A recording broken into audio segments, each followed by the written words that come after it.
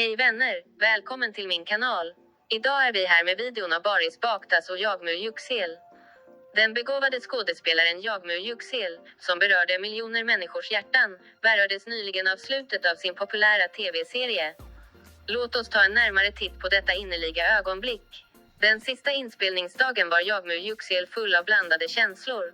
Han tog med tårar farväl av sin karaktär och sina lagkamrater. I videon bakom kulisserna sågs Yağmur Yüksel krama sina motspelare och tacka besättningen för deras hårda arbete och stöd under hela resan.